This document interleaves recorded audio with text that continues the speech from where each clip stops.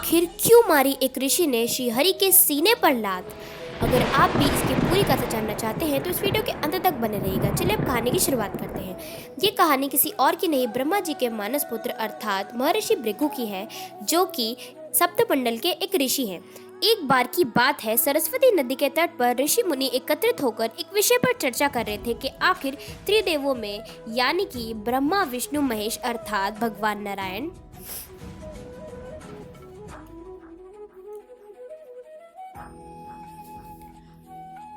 भगवान शिव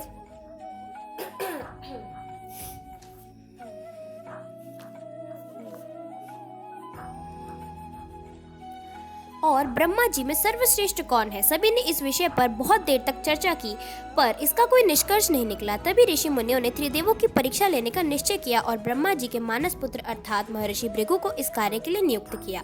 निष्कर्ष की खोज में महर्षि भृगु सबसे पहले अपने पिता अर्थात ब्रह्मा जी के पास गए। जाते ही उन्होंने ना तो उनको कोई प्रणाम किया और ना ही उनकी कोई स्तुति की। यह देख ब्रह्मा जी अत्यंत क्रोधित हो गए, लेकिन उन्होंने उस समय उस निरादर को इसीलिए जाने दिया कि वह उनके पुत्र है।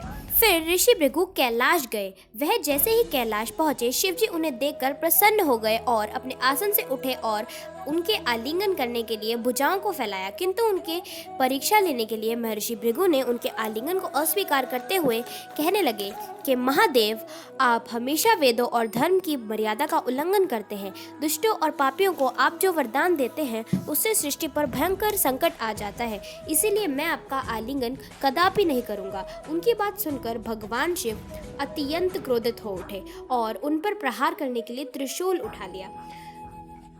किंतु उन्होंने जैसे ही महर्षि भृगु को त्रिशूल से मारना चाहा, वैसे ही भगवती सती ने उन्हें कैसे न कैसे करके शांत करवाया।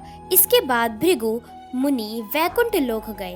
भृगु मुनि के नारायण के पास पहुंचते ही उनके सीने पर बहुत जोर से लात मार दी। क्या आप जानना चाहते हैं उसके आगे क्या हुआ? काफी आश्चर्यजनक है, आइए बताती हूँ। वैसे ही तभी भगवान विष्णु शीघ्र ही अपने आसन से उठे और महर्षि भृगु को प्रणाम करके उनके चरण सहलाते हुए बोले, प्रभु, आपके पैर पर चोट तो नहीं लगी? कृपया आप इस आसन पर विश्राम कीजिए।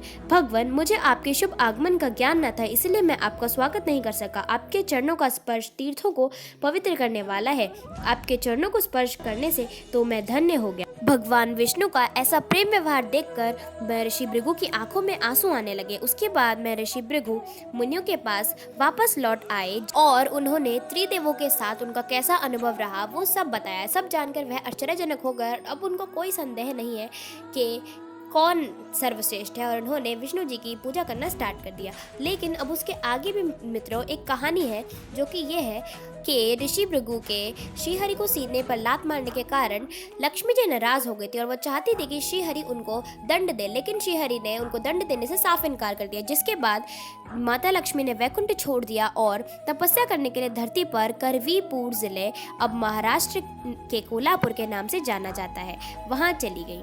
तो दोस्तों आज के लिए बस इतना ही। आई होप आपको अच्छा लगा हो, मजा आया हो, कुछ नया जानने को मिला हो। तो आज के लिए बस इतना ही। Thank you, bye bye.